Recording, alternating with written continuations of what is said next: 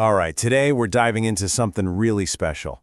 We're looking at a watch that grabs that iconic 70s style, mixes it with some serious German engineering, and then wraps it all up in this bundle of pure exclusivity. So yeah, let's get right into it. And that's the whole story right there. Glashütte Original went and brought back an absolute classic. But they're making it very clear right from the get-go, this one isn't for everybody. Nope.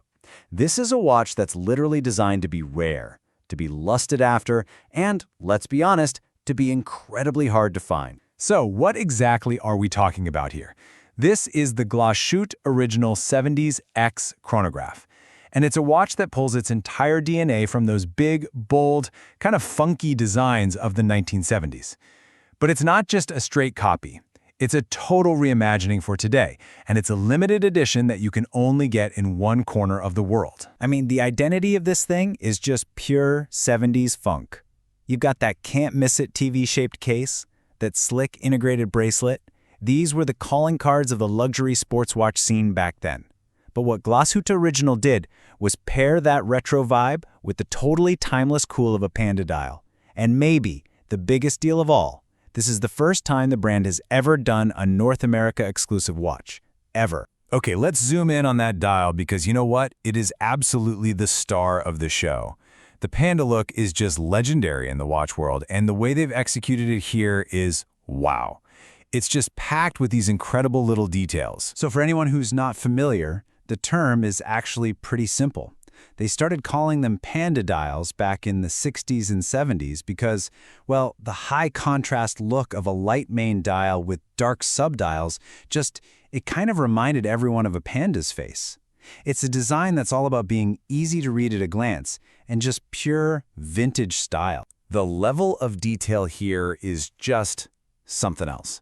The main dial is this sharp, matte white lacquer. And then you get these black subdials that have this gorgeous snailing texture. There's even a little nod to the collection's history. See that little red 10? That's marking its 10th anniversary. And check out the power reserve indicator. It's tucked away seamlessly right into the running seconds subdial. It's such a clean, smart design. You know, this detail is just too cool not to talk about for a second. That concentric circle pattern, that snailing on the subdials, it really does look like a tiny little vinyl record spinning. It's a fantastic textured touch that adds so much depth, and it's just a perfect little tribute to the era that inspired the whole watch. All right, let's pull back from the dial and look at the case, because this is what gives the watch its whole personality.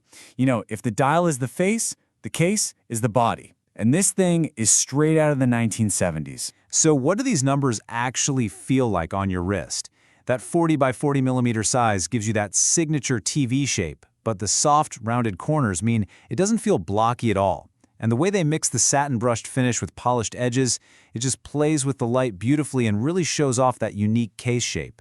It feels solid for sure, but definitely not clunky. And hey, don't let those high-end looks fool you. This is not just some delicate dress piece. With protective guards built right in around the crown and a solid 100 meters of water resistance, this watch is absolutely built to be worn. You know, for real life.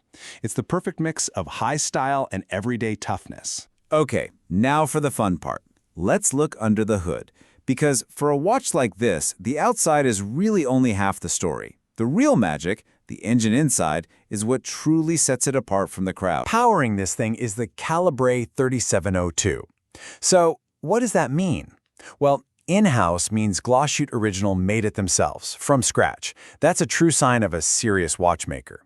And integrated is really important. It means the chronograph, the stopwatch function, wasn't just some extra module they bolted on. No, it was designed as part of the movement right from the very beginning. And that just means it's smoother, it's more reliable, and frankly, it's a more elegant piece of engineering. And it has a flyback function, which is so cool. See, a normal chronograph makes you push a button 3 times. Once to stop, once to reset to 0, and a 3rd time to start again. A flyback does all of that in one single push. While the timer's running, you hit the reset button, and that hand just flies back to 0 and instantly starts timing again. It's a really complex feature that was originally made for pilots who needed to time things back to back, super fast. And let's talk about power. Your average automatic watch gives you maybe 40 hours of power reserve. This beast, 70. 70 hours. So what does that mean for you, really? It means you can take this watch off on a Friday night, leave it on your dresser for the entire weekend, pick it back up Monday morning, and it's still ticking away perfectly. No need to reset the time. It's weekend-proof. So, we've got a gorgeous design, a killer movement.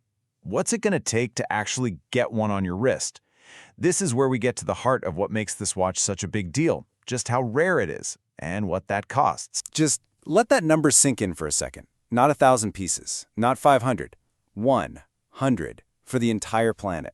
That, my friends, is the very definition of a limited edition. And of course, that kind of rarity comes with a price tag, $17,900 US. It's a number that reflects everything we've talked about, that incredible in-house movement, the painstaking craftsmanship, and yeah, that extreme scarcity. But you are getting the complete package here. For versatility, it comes with both that iconic, stylish, integrated steel bracelet and a really sporty black rubber strap for a more casual vibe. So it's almost like you're getting two different watches in the same box. And just one more reminder, because this is key. The X in 70s X, it stands for exclusive. You can only buy this watch from authorized dealers in the United States, Canada, and the Caribbean. That's it. Nowhere else in the world. So I guess that brings us to the final question, right? When a watch is this rare, this well-made, and this connected to a specific moment, does it go beyond just being a thing that tells time? With only 100 of these out there in the wild, you're not just buying a timepiece. You're buying an instant collectible, a wearable piece of modern watchmaking history.